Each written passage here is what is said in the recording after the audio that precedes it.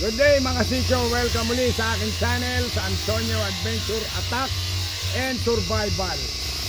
Ako ay nandito naman muli sa Pandayan ni Kuya Roger. Ayun, pinagrinder siya.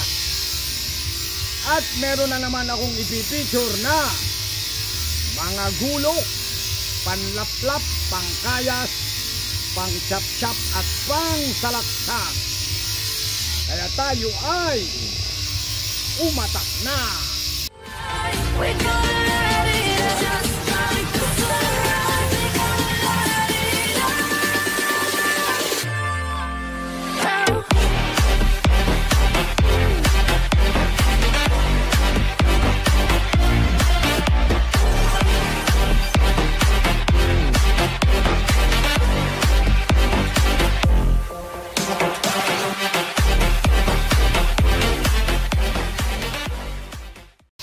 Ngayon ay marami akong gulok na ipapakita sa inyo. Yan, si Mang Roger, busy kasi. Ayun. Unang-una, ito ang gulok ni Mang Roger. Ang tawag daw niya dito ay binagol. Sabihin, binagol na gulok ay walang pangalan. Kahit saan pwedeng gamitin. Kahit saan pwedeng itaga. Kahit saan pwedeng pambaluit. At pwede rin ipansalaksak. Kaya bubunutin na natin ang gulok na binagol. Wala daw itong pangalan, sabi ni Mang Roger. Kasi nga, kahit saan ito pwede. Pang tap-tap ng karne, pwede, matalas to eh. Oh, nakakagat niya. Oh. Dahil kay Mang Roger, ito yung 5 taon na sa kanya.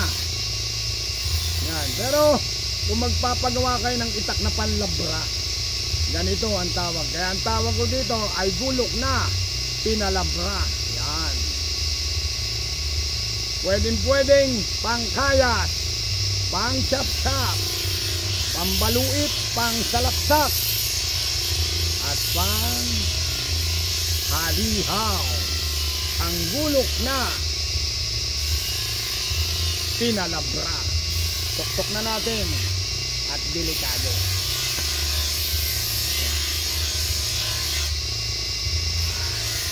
Meron pa tayo ritong isa. Ito naman ay ginahong palay na bagas. Ibig sabihin, maikli. Usually pag ginahong palay mahahaba. Ito ay bago pa. Bagong gawa ni Mang Roger. Pinasadya. Hugutin na natin ang dahong palay na bagas. Yan, kita nyo? Yan o. Yan. Eto. O, kitang-kita nyo na. Ito ang dinahong palay na bagas. Pwede rin itong matalas. Pwede rin itong gamitin kahit saan. Huwag lang yung itataga sa bato at siyak mabibinaw. Tataga sa bakal. Pero kung sa kawayan, sa kahoy, magtadtad kayo ng karning baka, pwede. Kaya ito ang dinahong palay na bagas. Pwedeng pangkayas, pang chap-chap, pang salaksak, pambaluit, pang halihaw, at pang laplap. Ang gulok na bagas. Dinahong palay na bagas. Ayos. Tuktok natin. Meron na naman pa rin ako ditong isa, maliit lang. Gulok na taglay. Tinari. Ito ay taglayin ni Mang Roger. Pag siya'y umaatak sa gubat, nangunguha ng gagawing walis, nag-uubod, nangunguha ng saging, ito ang kanyang ginagamit. Kaya hugutin na natin ang kanyang tinaring taglay. Yan, nakita nyo, yan ang ganda, oh. Oh. Pwedeng pangkatay ng baboy. Yan, ha. Oh. Ganda yan. Ito daw ay mga 6 months pa lang kay Mang Roger. Yan, ang ganda. Ang gaan. Ang sarap ihalihaw. Oh. Kita nyo? Ayos na ayos. Pwedeng pangkayas, panchapcha, panghiwa ng sibuyas, kamatis, panlaplap ng isda, panghalihaw at pang gaya. Ang tinaring taglay. Suksok na natin. Ayan, yung tilos. Delikado, isang putik lang. Pwede ka nang madisgrasya. So, balik na natin dito. Ito ang tinaring taglay.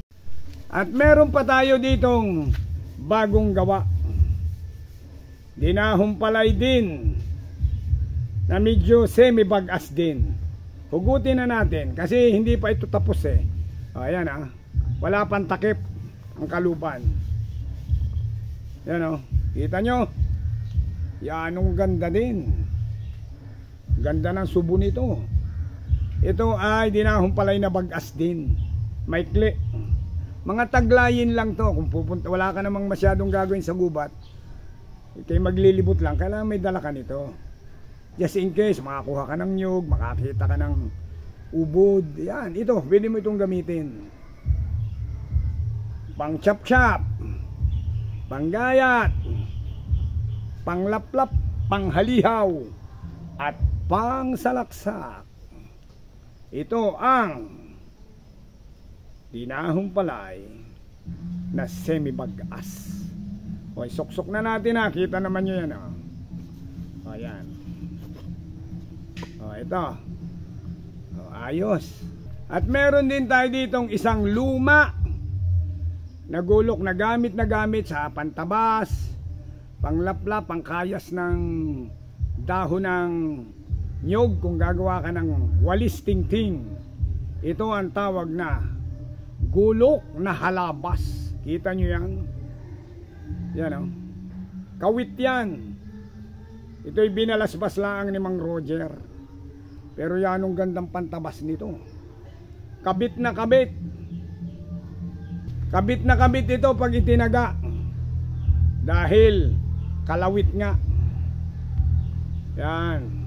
So pwede naman itong pambalat ng mangga, panghiwa ng kung ano, kasi nakatungo, mahirap. So dito lang, ito lang parting magagamit mo kung magbabalat ka ng sibuyas o kaya ihiwa ng kamatis. Pero usually ito ay pang tabas lamang. Maganda ito sa pantabas. Kaya tawag dito ay halabas. Kita nyo, ito nakasuksok pa lang, temporary. Kasi under ano pa ito? Under balasbas. Ibig sabihin ng balasbas, forge, sinubuhan ng bago. Yan. Maganda ito. Kung kayo mahilig magtabas, magawa ng mag-garden, ito. Okay na okay ito. Yan. At ang aking panghuli, actually baka mamaya yung isa ginagawa pa eh. So ito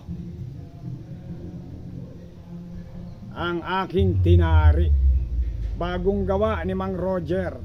Ang ganda initim. Hugutin na natin ang tinari.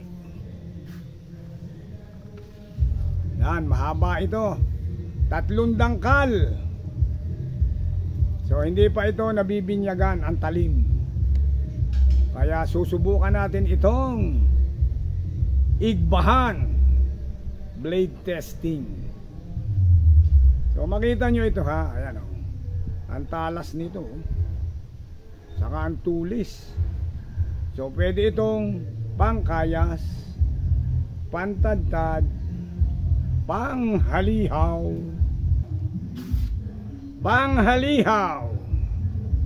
pangsalaksak, at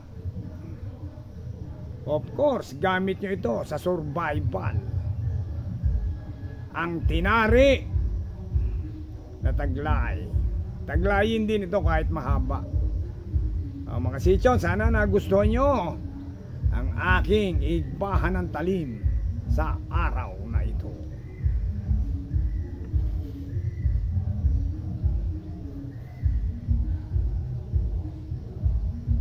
Suksok na natin.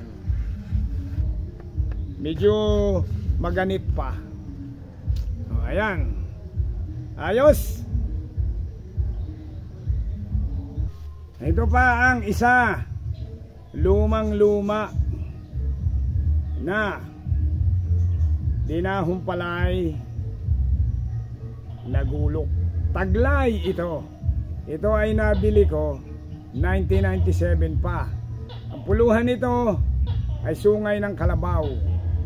Yan, ginawa ni Man Roger, inayos niya.